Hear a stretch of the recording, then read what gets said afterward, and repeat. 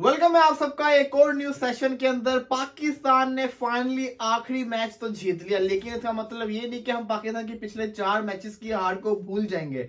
Match series report के ऊपर total बात करेंगे, मैच रिपोर्ट की भी बात करेंगे, लेकिन सीरीज की भी रिपोर्ट की बात करेंगे। पाकिस्तान और न्यूजीलैंड की जो सीरीज थी ये कैसी रही, किसने अच्छी परफॉर्मेंस करके दिखाई। हमारी परफॉर्मेंस इतनी अच्छी नहीं थी, बल्कि बहुत ही बुरी थी। फाइनली हम एक मैच जीते हैं आखिरी, वो भी हमारी बैटिंग कोलैप्स कर गई थी, लेकिन उसके बाद हमारी बॉलिंग ने शानदार किस्म की बॉलिंग करके दिखाई, जिसकी वजह से आज पाकिस्तान मैच जीता। और जो एक चलती आ रही थी ना रीत, वो टूट के रहेगी।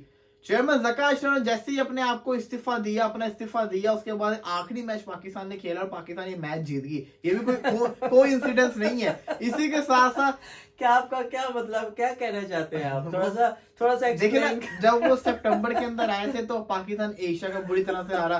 नवंबर के अंदर वर्ल्ड कप हम हार गए। उसके बाद मतलब हमारे लिए भारी थे, बहुत ज्यादा भारी थे। अब नजम सेठी साहब दोबारा आएंगे तो क्या पता दोबारा ट्रैक के ऊपर पाकिस्तान की टीम आ जाए।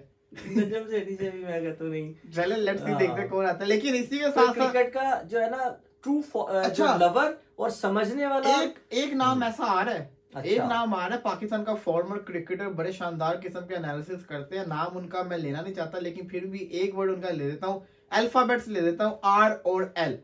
अच्छा, आर और एल, ये जिसको कहते हैं ना, इनसे इंटरव्यू होने वाला। अगर ये मान गए तो फिर ये चेयरमैन बन जाएंगे पीसीबी को। ये बड़े शानदार किस्म के चेयरमैन बनेंगे, इनको नॉलेज भी बड़ी है। खैर, इसके अलावा इंडिया वर्सेस इंग्लैंड की जो कि 25 तारीख से टेस्ट सीरीज शुरू हो रही है, उसके अंदर हैरी ब्रूक को उन्होंने अपने आप को बाहर कर लिया। हैरी ब्रूक ने कहा है कि उन्होंने कोई पर्सनल रीजन की वजह से सीरीज खेलने से मना कर लिया। हैरी ब्रूक एक टेस्ट का अच्छा खिलाड़ी है, लेकिन हैरी ब्रूक डर क्यों गए, ये तो साफ पता चला जैसे डर गया वो खिलाड़ी, क्योंकि हैरी ब्रूक का होना जरूरी था इस सीरीज के अंदर। वो तेज खेलता है और इंडिया के अंदर आप उनकी स्पिन कंडीशन पे रोक तो सकते ही नहीं।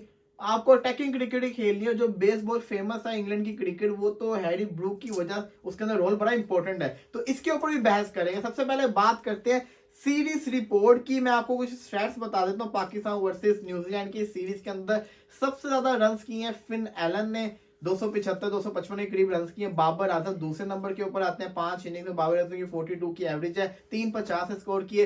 रिजवान की 46 की एवरेज है, 184 रन इन्होंने किए हैं। 10 विकेट्स लिए टीम साउथी ने, 9 लिए हैं शाहिनशाह अफरीदी ने और 7 लिए हैं एडम मिलने ने। सबसे ज्यादा स्ट्राइक रेट रहा सीरीज के अंदर फिन एलन का। सबसे ज्यादा 50 स्कोर किया पाकिस्तान के एक्स कप्तान बाबर आजम ने। अब बात करें जरा इस सीरीज की। रिजवान भाई, आप सीरीज में वैसा कम ही जुड़े हुए थे, इंडिया वाले मैचेस में ज्यादा थे, तो कैसी लगी आपको ये सीरीज पाकिस्तान के पॉइंट ऑफ व्यू से? और आखिरी मैच को साइड पर रख के पिछले मैच का भी बताएं और इस वाले का भी।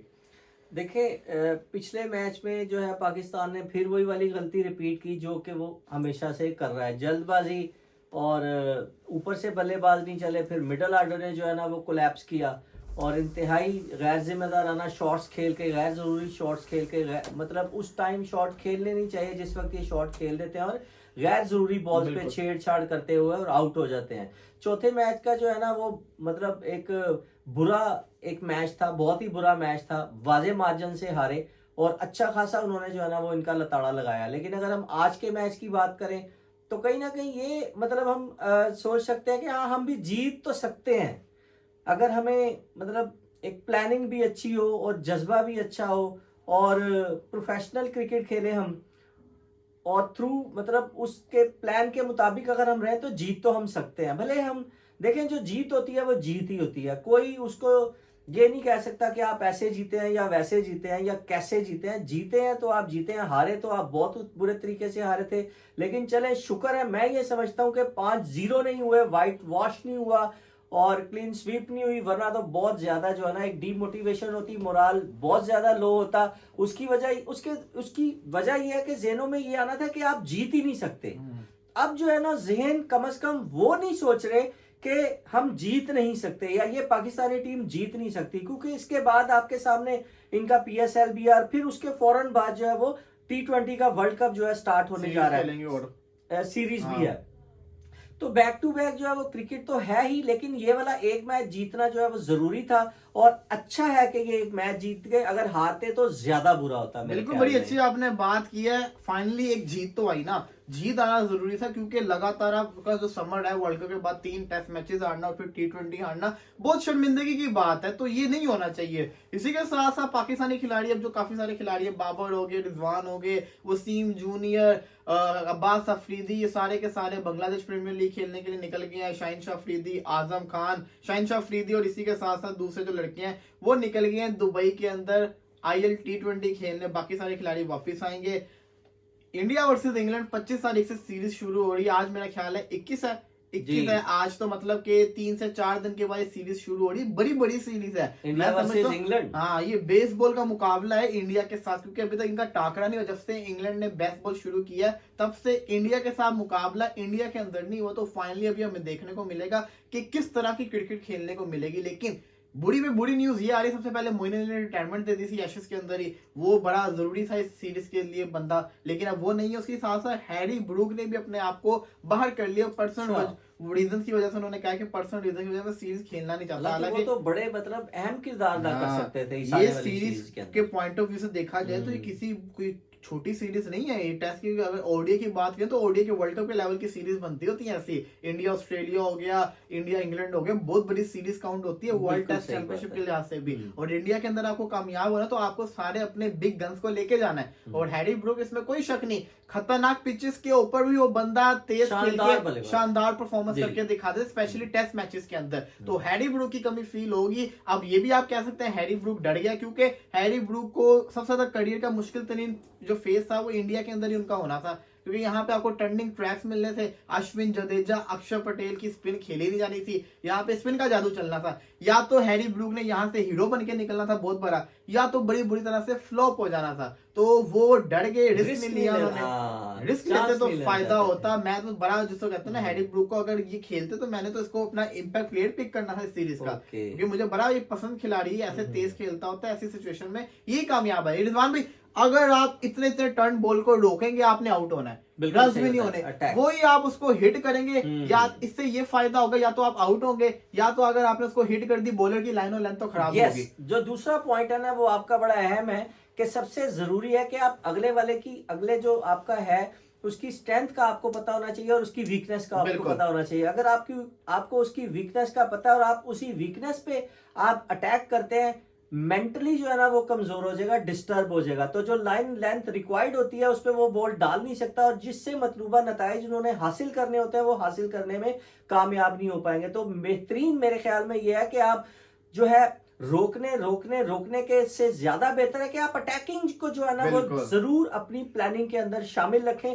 कहीं ना कहीं जहां आपको मौका मिलता है, जहां आप बेहतर समझते हैं, वहां पे आप अटैक रखें ताकि आप अगले को कमजोर साबित कर सके। थोड़ा बड़ी अच्छी आपने बात की। अब इनकी रिप्लेसमेंट है जी लॉरेंस, डैन लॉरेंस इनकी रिप्लेसमेंट है। इंग्लैंड के स्क्वाड को अगर हम देखें तो मैं आपको डैन लॉरेंस की क्या है स्ट्रेंथ, मैं आपको दोबारा से जरा वो इन्हीं की रिप्लेसमेंट ली है ना बल्लेबाज। ओके, अच्छा जी, इनका स्क्वाड मेरे सामने आ गया जी। ये है जी updated squad: Jonny Bairstow, Jack Crawley, Ben Duckett, Ben Foakes, Dan Lawrence middle order के बैटर हैं। ये 4-5 नए आ गए 5 में। ये नए हैं तकरीबन, ये बड़े कम मैचेस खेलने में। ये राइट हैंड बैट्समैन है, ऑफ ब्रेक भी करते हैं, साथ फायदा हुआ क्योंकि ऑफ ब्रेक बॉलर की जरूरत रहती है। टेस्ट मैच के अंदर तो बहुत बड़ा अहम किरदार फायदा दे सकते हैं। इंग्लैंड को रिप्लेसमेंट अच्छी है। ओली पोप शानदार किस्म के बल्लेबाज है, इनकी ये मैं समझता हूँ बड़ी जरूरत बने हुए।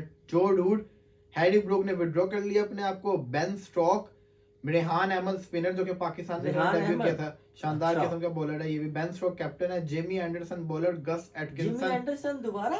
जेमी एंडरसन तो आपको पता सदाबहार रहते हैं, अभी तक उन्होंने रिटायरमेंट नहीं दी। जेमी एंडरसन को 50 साल से बंदा ये खेला, लेकिन 41 years 133 days 2003 से तो मैंने इसको जो है ना शानदार, इसने हमें इंग्लैंड में हम खेलने गए थे और बुरे तरीके से हमारा फेंटा लगाया था। तो 41 साल की भी पहला बॉलर मैं देख रहा हूँ, तो देखें फिटनेस कितनी है। सिर्फ टेस्ट क्रिकेट में अपना ध्यान रखा हुआ है। इनका पार्टनर स्टुअर्ट ब्रॉड रिटायर्ड हो गया। गस एटकिंसन है, टॉम हार्टली है, जैक लीच है, ओली रॉबिन्सन है, इसी के साथ साथ शुएब बशीर है, Mark Wood, Ollie Robinson, Jamie Anderson. Spin department का स्ट्रॉन्ग नजर आ रहा है। जैक लीच भी है इनके पास, इसी के साथ साथ टॉम हार्टली भी है। अब इन्होंने डैन लॉरेंस को भी लेकर आ गए, तो स्पिन रेहान अहमद भी है, तो स्पिनर के ऊपर फोकस किया हुआ है। टीम इनकी परफेक्ट 11 बनती बड़ी मुश्किल से है, क्योंकि इनको तेज खेलना पसंद है, ये अपने एग्रेसिव खिलाड़ियों को रखेंगे, लेकिन इनके जॉनी बेस्टो, जो रूट हो गए, ओली पॉप हो गए, बड़े स्ट्रॉन्ग बल्लेबाज और बेन स्टोक्स तो बड़े ही स्ट्रॉन्ग है। तो बड़ा जिसको कहते हैं ना इंपॉर्टेंट सीरीज है। इंडिया का भी स्कोर कोई कम नहीं है, बड़ा खतरनाक किस्म का इंडिया ने स्क्वाड अपना अनाउंस किया हुआ है। और कहाँ पे सीरीज स्टार्ट हो रही है, किस हैदराबाद के अंदर, आई गेस हैदराबाद के ओके। अंदर पहला मैच है। तो हैदराबाद का ट्रैक आपको याद होगा, देखिए आपको मैं जैसे रिव्यू करना पड़ेगा जैसा इसमें। मर्जी ट्रैक हो रिजवान भाई, आपको पता ही है, लेकिन इस पिच अपने के लिए मुल्क में खेल रहे हैं तो वो फिर जो अपने मजा तो आएगा। इस सीरीज के लिए वो जो ट्रैक होगा वो अलग तरीके से प्रिपेयर किया बनाया जाएगा, क्योंकि हैदराबाद आपको याद होगा, हैदराबाद फेमस है बैटिंग के लिए। पाकिस्तान ने अपना जो श्रीलंका के खिलाफ टारगेट चेस किया था 300 तो ज्यादा 346 का, तो वो भी इसी स्टेडियम में हुआ था। इसके अलावा ये जो स्टेडियम है फेमस है, ऐसा कहता है ना, ज्यादा रन्स के लिए यहाँ पे चेज होते हैं, लेकिन क्योंकि ये टेस्ट मैच है, यहाँ पे ट्रैक चेंज होगा, स्पिन डिपार्टमेंट होगा, तो बड़ा फायदा हो जाएगा।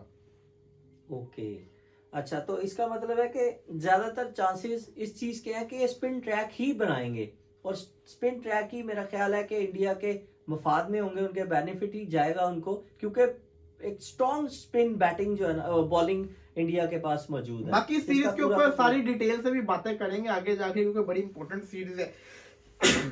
25 से शुरू हो रही है, 25 तारीख से ये शुरू हो रही है, थर्सडे वाले दिन से ये सीरीज शुरू हो रही है। बड़ी इंपॉर्टेंट सीरीज को डिटेल से बातें करेंगे।